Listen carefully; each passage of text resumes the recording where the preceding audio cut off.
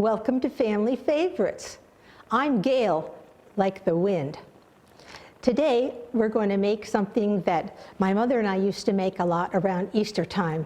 I mean, you can't go wrong with fudge. So I call it Cathedral Windows Candy, and you'll see why in a little bit. First of all, I need a double boiler. Now, double boilers can run up to $50 online, and I don't want anyone to have to go out and spend that kind of money just for one recipe. So unless you plan to use a double boiler for other things, you can just make do like I do. Here I have a pan, which has some boiling water in it already. And then I put this on. This ancient thing used to be in a pressure cooker. And then I put a pan on top of it. This is the pan we're going to be melting things. Okay, the first ingredient is a bag of chocolate chips. If you get dark chocolate, it's a little less unhealthy than milk chocolate. At least that's what they tell me. Then you add another bag of butterscotch chips, or if you prefer, they also have caramel chips.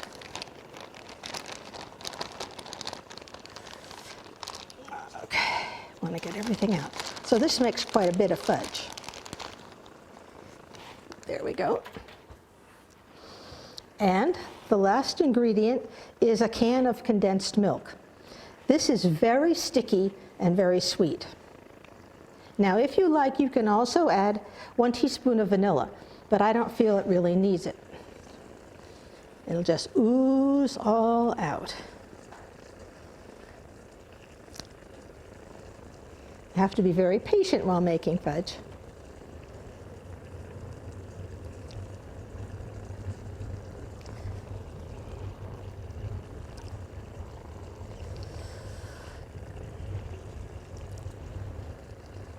I can hear the water bubbling underneath, so you never want to cook chocolate directly on the heat because it could so easily stick or burn. But when you're double boiling it, cooking it by steam keeps it safe. Oh.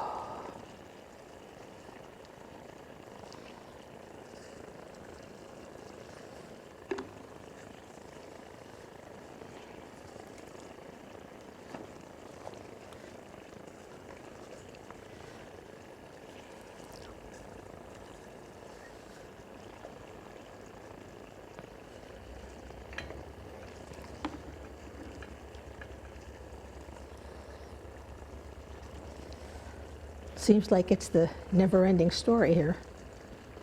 This is a 14-ounce can.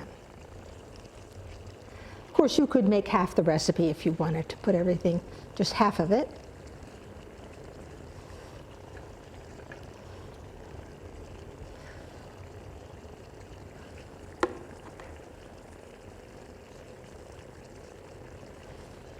There's no need to add any sugar because the ingredients have a lot of sugar already. That's just about drizzling out the end of it.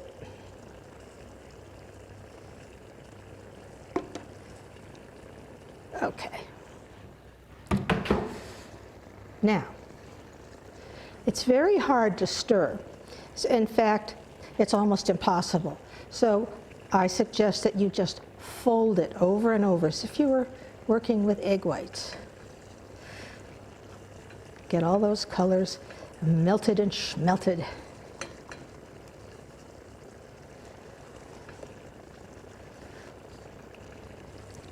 And these pans do get hot, so if you don't have a handle that's convenient to touch, you're going to want a hot pad. It can take 5 to 10 minutes to get this mixture all blended in properly.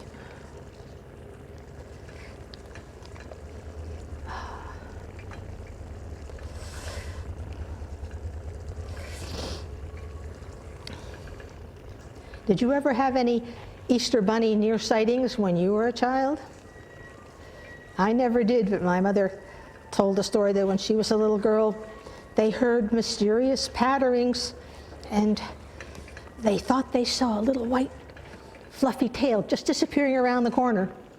And that was as close as she ever got to meeting the Easter Bunny.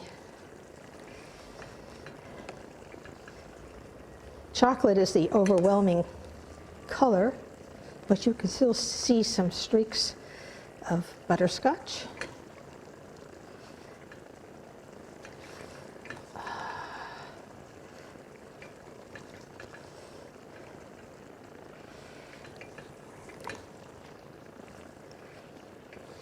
I don't know how many times I have to fold it in, but it seems to never end.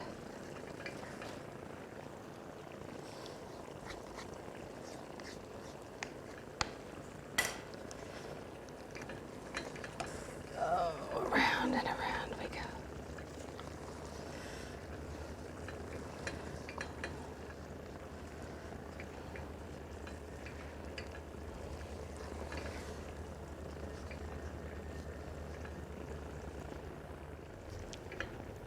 Some people like to add marshmallows to make their fudge, and that's fun too, except we're going to be adding our marshmallows afterwards. We don't want them to melt in advance. This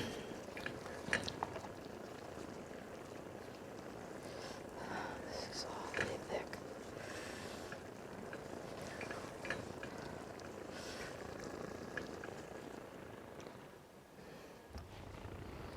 While this is finishing up the melting, I'm going to show you how to make the little logs. I find the best thing to use is a corn cob holder. So I have 3 here, and I want to line each one. Now I have tried using tin foil, but tin foil tends to cling, and nobody wants tin foil bits when they're eating their candy.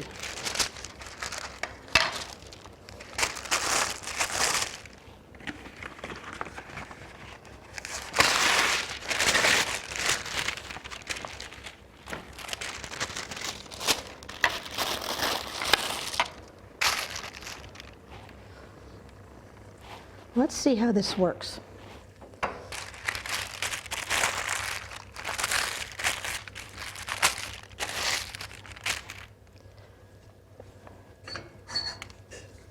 I just spoon some in here.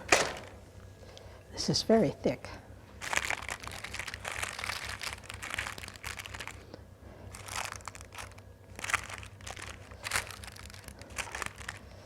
Like that. We'll do all 3.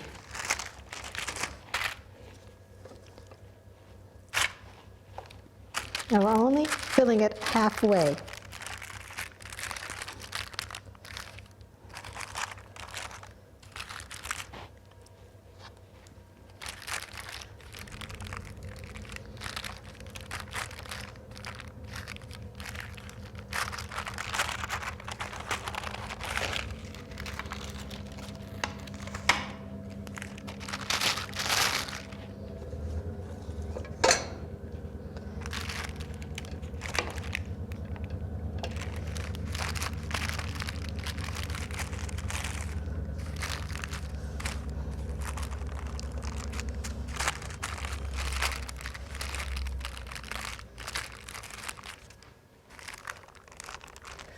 Nice and oozy.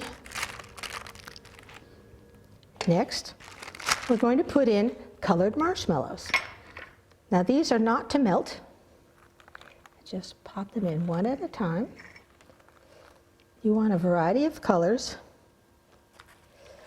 If you think about cathedral windows, the stained glass comes in several colors.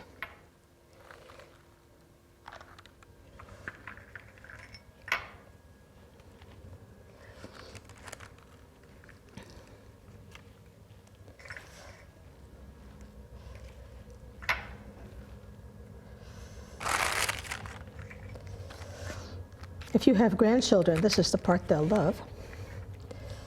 Of course, kids of all ages can't resist fudge.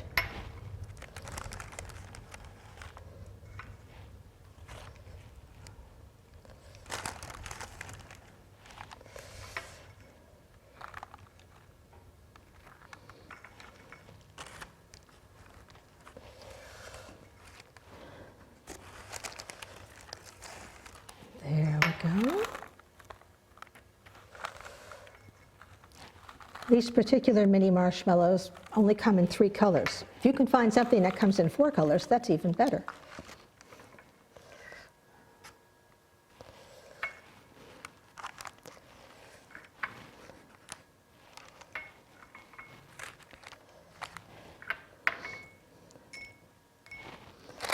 Now we've got to cover them up because the marshmallows are supposed to be the surprise.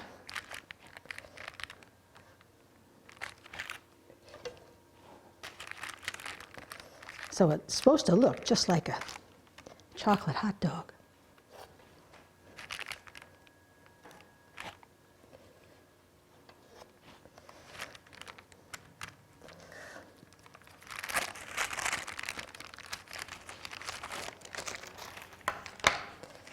Come on, baby.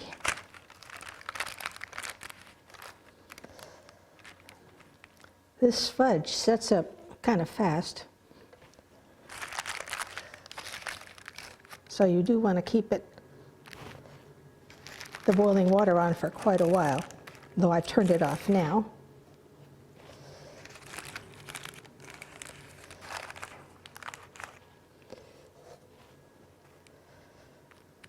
Whoops, it's supposed to be in there, a surprise.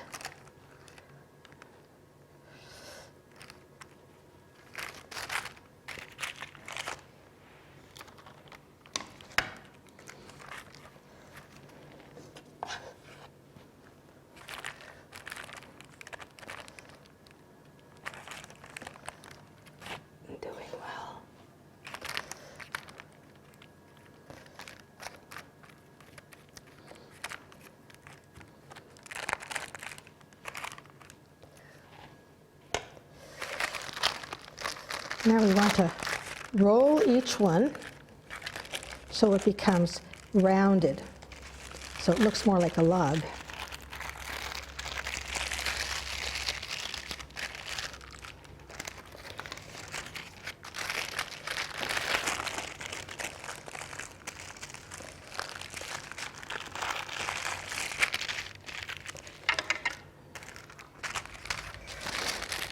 As you can see, this recipe makes a great deal more than is necessary for just these 3. You could use more corn holders if you wanted. Now we want these to cool for about 15 minutes in the refrigerator.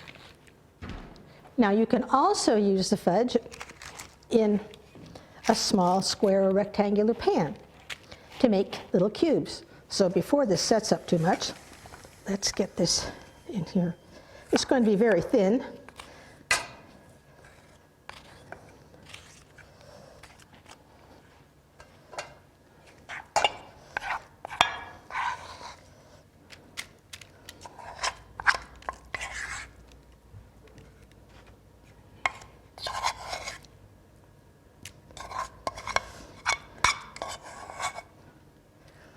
If you wanted to make cathedral windows, of course, you could do it in 2 layers with the colored marshmallows, but I'm going to make something different with this once I get it all in there. Oh, it really helps to line it with some wax paper so that when you take it out, it tends to hold together better. And of course, it makes cleanup a lot easier too.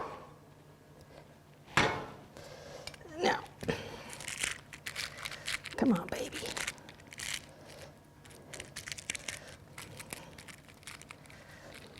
This is a Pyrex dish. You could also use something metal. It's not going to be cooked or anything like that.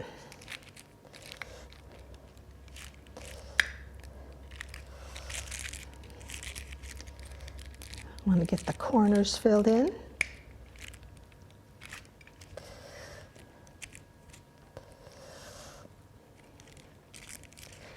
Now you know that fudge is like 99% sugar, so you want to eat it in moderation.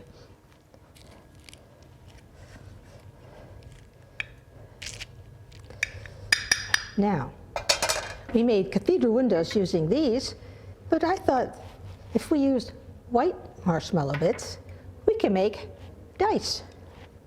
We can cut them in little squares. And this time, we want to be sure that we can see the white. For cathedral windows, the marshmallows were hidden, but these we want to know about.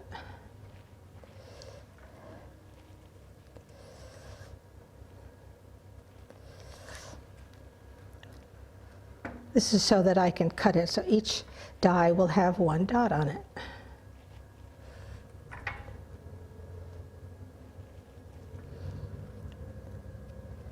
Down you go, all the way.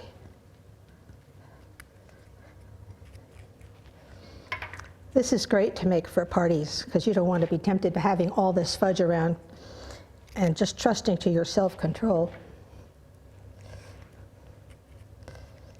Okay.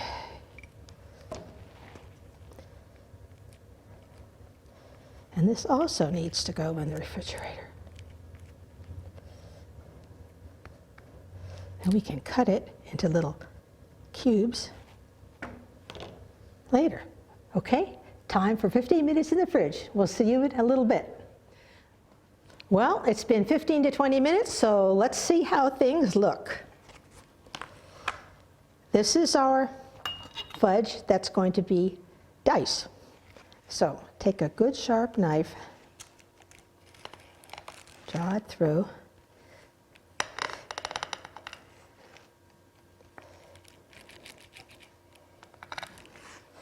and then make little squares by drawing it through the opposite direction.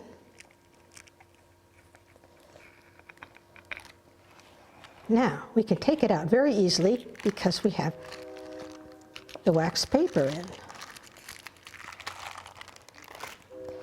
Pan barely needs to be washed. So let's put a few of the dice tastefully around here.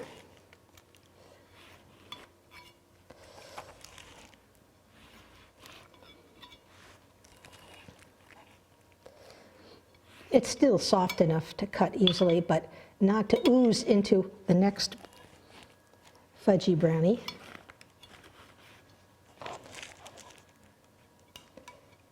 So I think you get the idea for that.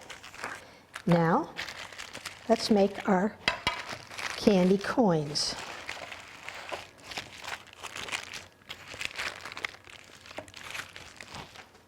Whoops, you weren't supposed to be seen.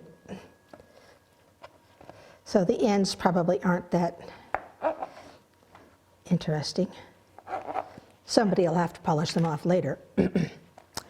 Okay, now it helps to have your knife in cold water to reduce the sticking. Just gently slice it, and you never know what color is going to come up.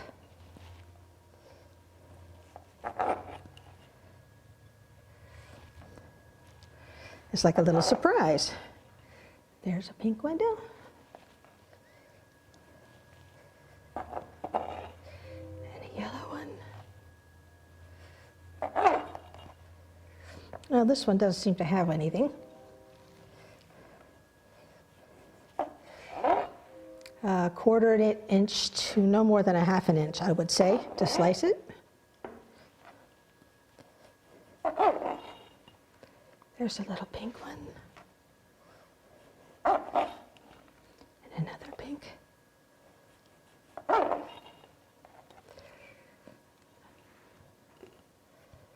green.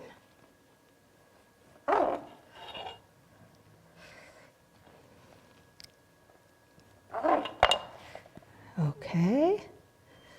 And I guess we can put the rest of these fellows in the middle.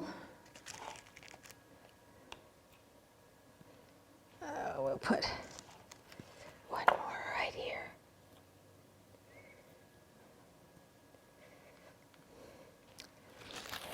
So there you have our family favorite, Cathedral Windows Candy. Thank you so much for watching. I hope you try this and enjoy it. And until I see you again, this is Gale, like the wind in Vermont. Happy Easter!